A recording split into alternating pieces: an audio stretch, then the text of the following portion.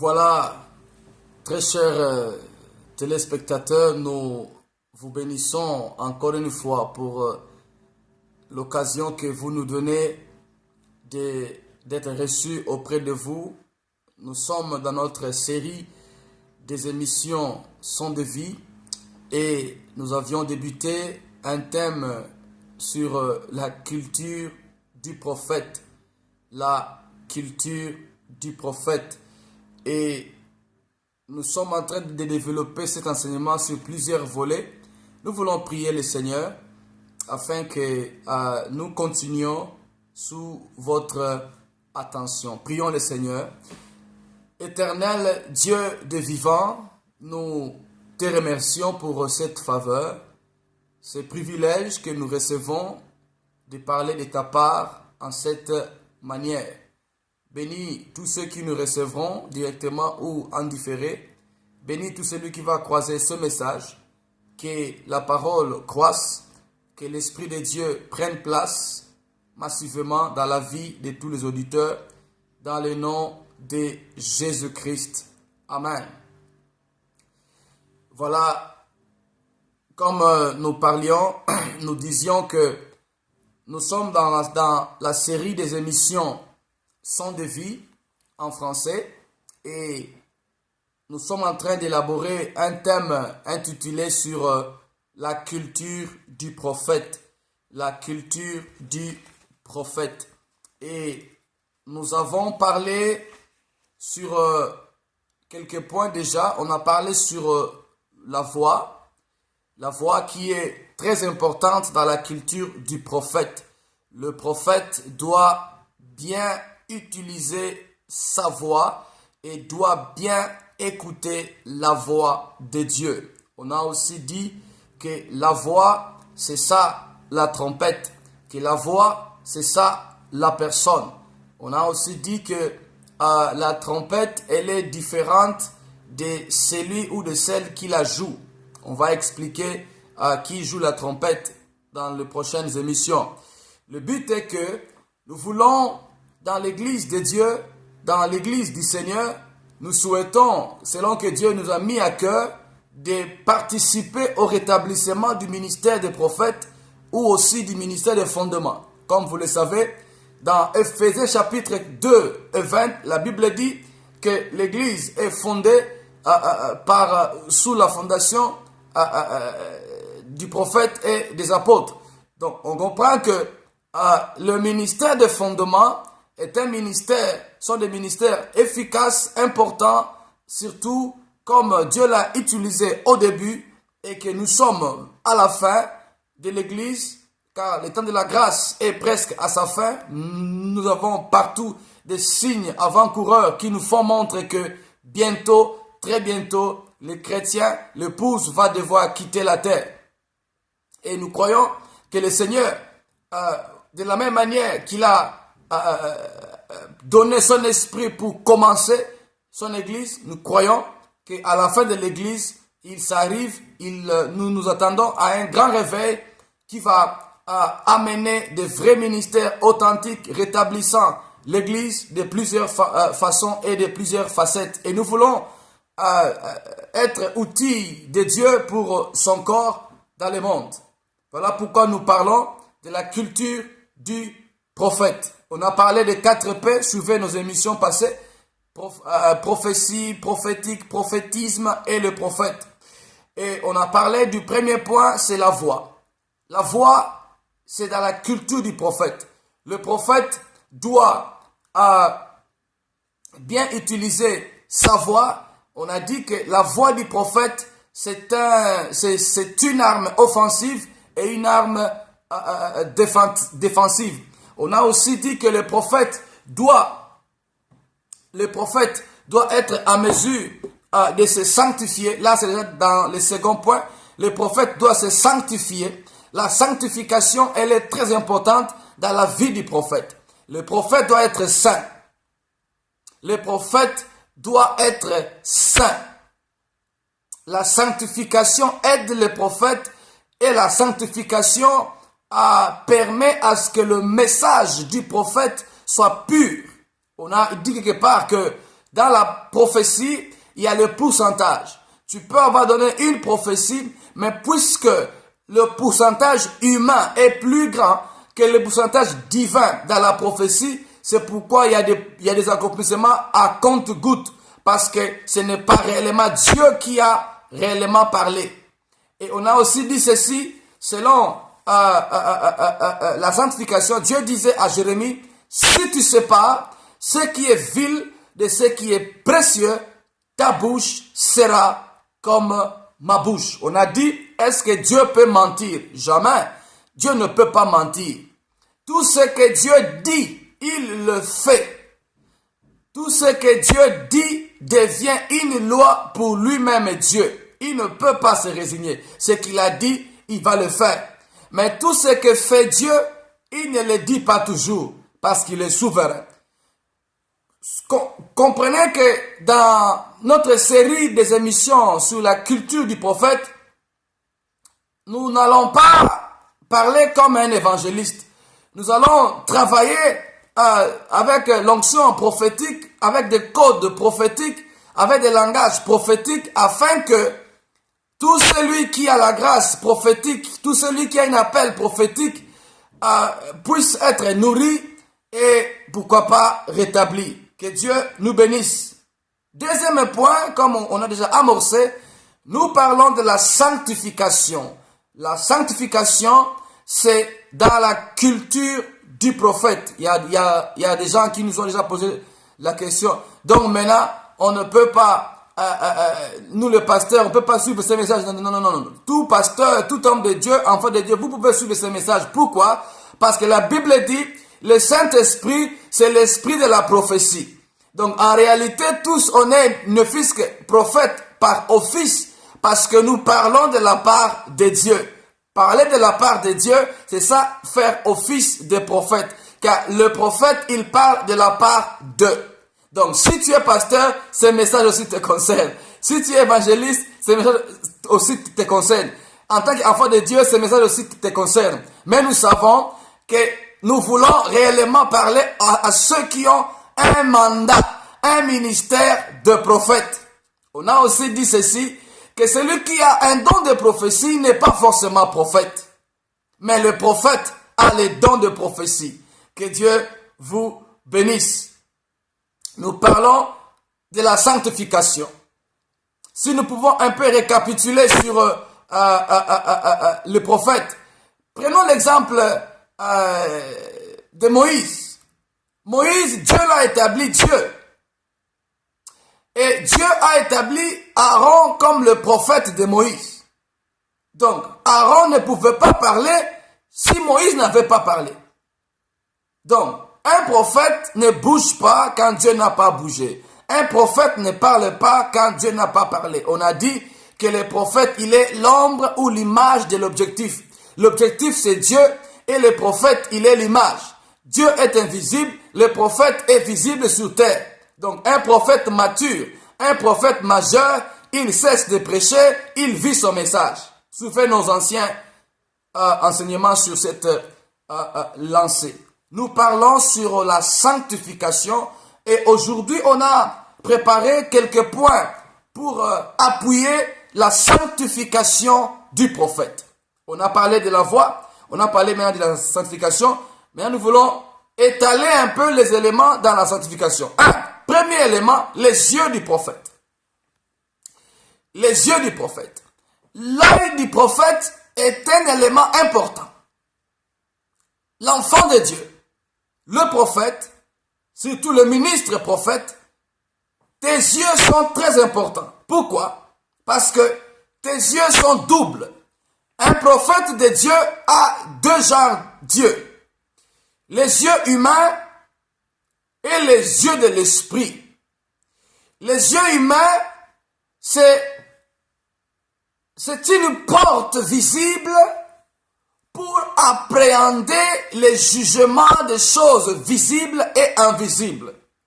Un vrai prophète de Dieu, avec ses deux yeux humains, il peut voir l'invisible, il peut avoir le discernement du prophétisme positif et négatif sur les choses de l'esprit. La Bible dit ceci. Un jour, nous sommes dans, lisons ça puisque nous en parlons, nous sommes dans 1 Roi chapitre 13. Praise God. 1 Roi chapitre 13. Nous parlons sur la sanctification des yeux du prophète. Prenons 1 Roi chapitre 14. 1 Roi 14. On prend le verset 1 au verset 5e. 1 Roi 14, 1 à 5. Nous parlons des yeux du prophète. Dans ce temps-là, Abijah, fils de Jéroboam, tomba malade. Et Jéroboam dit à sa femme, lève-toi, je te prie, et déguise-toi pour qu'on ne sache pas que tu es la femme de Jéroboam. Et va à Silo, voici là. Et Achisha, le prophète, c'est lui qui m'a dit que je serai roi de ce peuple. Prends avec toi 10 pains, des gâteaux et un vase de miel, et entre chez lui, il te dira ce qui arrivera à l'enfant. La femme de Jéroboam fit ainsi parce qu'elle s'éleva, alla à Silo et entra dans la maison d'Achisha. Achisha ne pouvait plus voir, car il avait les yeux fixes par suite de la vieillesse. L'Éternel avait dit à Achisha, la femme de Jéroboam va venir te consulter au sujet de son fils parce qu'il est malade. Tu lui diras de telle ou de telle manière quand elle arrivera, elle te donnera pour une autre. Ok. Gloire soit rendue à Dieu. Mon frère, ma soeur, nous parlons sur la sanctification et un point important, c'est l'œil du prophète. Le coup d'œil du prophète. Le prophète doit avoir l'œil pur. Un coup d'œil saint. Saint avec N à la fin et saint avec T à la fin, donc sainteté. L'œil du prophète, il est très important parce que c'est la porte du contact avec le visible. Mais qu'est-ce qui peut arriver si le prophète ne sait plus voir correctement? Dans ce cas ici, le prophète Achisha, il est devenu vieux. Souvenez-vous que c'est Achisha à qui Dieu a donné le pouvoir de dire à Jéroboam, c'est toi qui auras les 10 tribus. Souvenez-vous, il a fait l'office prophétique, il a déchiré la robe en 12 et a donné au roi, au futur roi Jéroboam, 10 pièces ou bien 10 portions pour lui dire, ainsi dit l'Éternel, tu auras 10 tribus. Et là aussi, on voit une combinaison de deux prophéties. Premièrement, l'office du prophète, ainsi fait l'Éternel, il a tranché la robe, et après quoi, et maintenant il dit, ainsi dit l'Éternel. On a expliqué ça. Donc, alors, ce roi ici, bien que ce soit un pouvoir que Dieu lui avait officiellement donné, mais il n'a pas gardé l'alliance avec Dieu. Et ici, devenant vieux, son enfant mourant, il envoie sa femme aller voir l'homme de Dieu, afin que l'homme de Dieu parle de l'avenir de l'enfant. Ici, on voit la consultation prophétique. Quand la femme arrive, la Bible dit qu'elle s'est déguisée. Elle a changé d'habit, elle a changé de forme, parce qu'en tant que reine, elle devait venir en tant que reine. Mais puisque ils ont su qu'ils ont quitté Dieu et qu'ils ne seraient pas reçus convenablement, ils se sont dit, déguisons-nous, allons voir le prophète. Souvenez-vous que le prophète, dans l'Ancien Testament, était aussi comparé au voyant. Le prophète est un voyant. Praise God. L'Église a besoin de voyants positifs. L'Église a besoin de voyants qui utilisent le prophétisme positif. C'est biblique et nous prions que Dieu suscite, ressuscite des voyants positifs, des voyants correctement appelés par le Saint-Esprit. Car le Saint-Esprit est Dieu.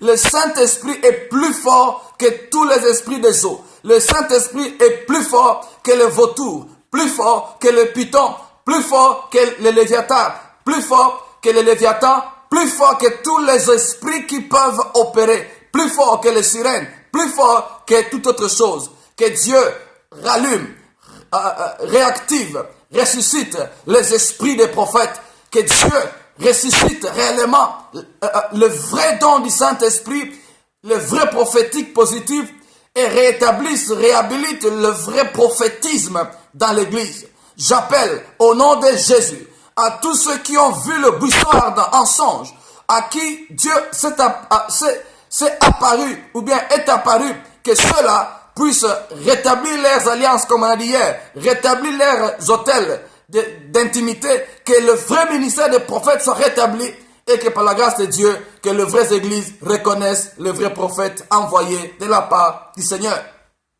Nous lisions sur 1 Roi 14, 1 à 6. On voit ici une histoire. Le prophète est devenu vieux. Ses yeux physiques ne savent plus bien voir. Praise God.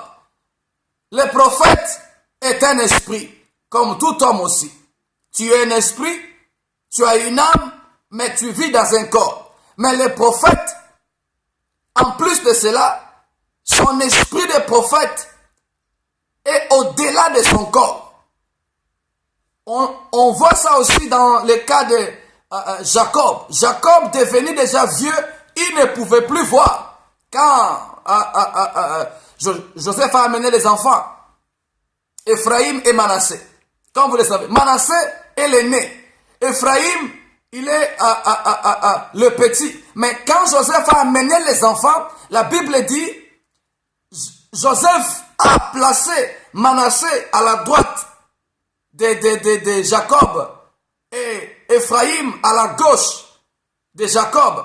Au lieu que Jacob bénisse par parallélisme, parce que Joseph était devant Jacob, et en amenant Manassé à la droite de Jacob et Ephraïm à la gauche de Jacob, il voulait que Jacob bénisse par le parallélisme. Mais Jacob a béni par la croix.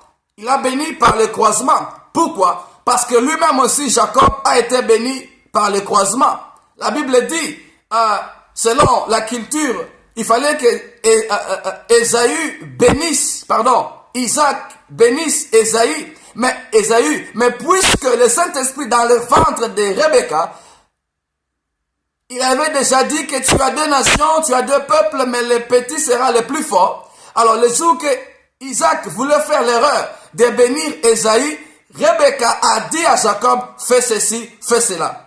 Ce que nous disons souvent, c'est que moi j'ai dit, Jacob n'a pas péché parce qu'il a reçu la bénédiction, il ne l'a pas volé.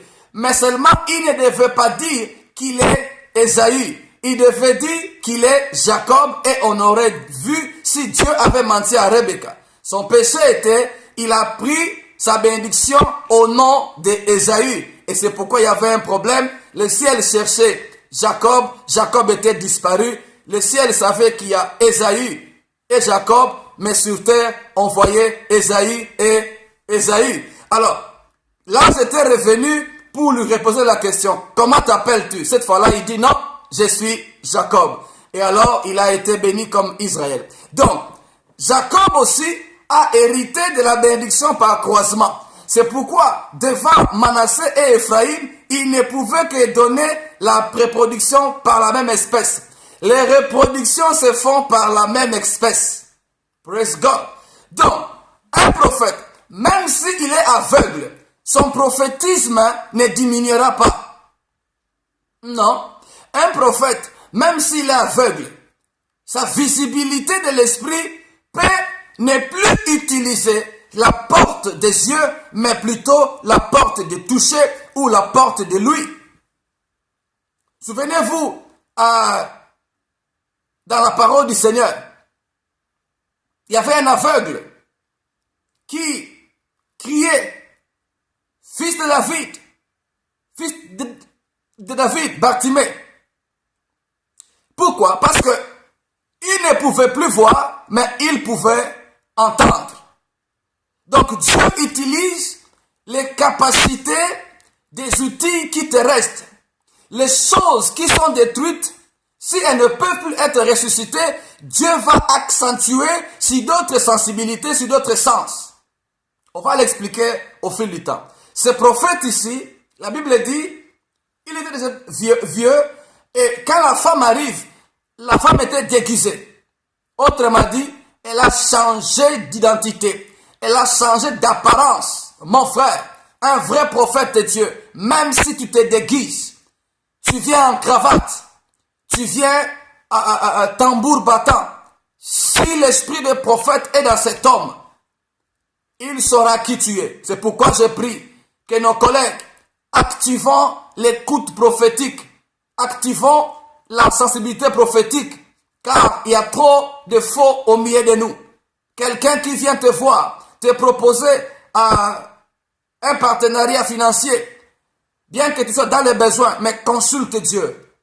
Consulte Dieu. Ne te laisse pas affaiblir par le présent. Ne te laisse pas assouplir par le présent. Le présent, pas du temps, mais le présent des propositions. Donc, la personne amène de biens et des corruptions pour corrompre ton cœur. La Bible dit que à force de présent, ça corrompt le cœur. Évitons de prendre tout, même si on est dans les besoins. Et on dit souvent, n'expose pas tes besoins, sinon le diable va exaucer tes souhaits. Il y a des requêtes que nous faisons à Dieu, mais si on le fait à tout le monde, Satan peut t'exaucer. Alors, cet homme ici, il reçoit la visite de la reine. La reine était déguisée. Elle est venue, elle a changé d'habillement. Mais j'aime le Seigneur. Il a averti son serviteur avant. La Bible dit, Dieu ne fait rien sans l'avoir annoncé à ses saints prophètes. Est-ce qu'aujourd'hui, nous pouvons dire à haute voix que Dieu m'a parlé, que ceci ou cela ne se fera pas comme ci ou comme cela, ou bien nous sommes emportés par les événements? Nous devons éviter d'être des prophètes historiens. C'est qui un prophète historien? C'est quelqu'un qui, quand la chose arrive, il dit, je l'avais su, je savais. Non, l'Église n'a pas besoin d'historiens. L'Église a besoin de prophètes. L'Église a besoin de prophètes. Avant les temps, avant les accomplissements, vous dites des choses qui vont venir. Le prophète est un habitant du futur, mais ayant les pieds dans le présent. Le prophète, il est voyant, il voit le futur, mais il sait l'expliquer au présent. Le prophète, il sait récapituler les choses du passé liées au présent et annonçant l'avenir. Nous avons besoin de prophètes dans nos églises, autour de nous, afin que nous connaissions la volonté de Dieu. Cet homme, bien que ses yeux étaient déjà tués par la vieillesse, mais les yeux de l'esprit pouvaient encore voir. C'est quoi les yeux de l'esprit? Les yeux de l'esprit, c'est l'assemblage de la divinité de Dieu en sens physique et en sens spirituel dans la personne. On a dit, le prophète, il peut appréhender le cœur de Dieu. Le prophète, il peut consentir le battement du cœur du Saint-Esprit, comprendre ce que Dieu veut, comprendre les souhaits de Dieu. C'est pourquoi, souvent, ce n'est pas forcément que l'ainsi dit l'Éternel, mais tu sens que Dieu ne veut pas ça. Tu sens que Dieu veut dire à ce peuple ceci. Tu sens que Dieu veut ceci. Ou tu pressens que telle chose va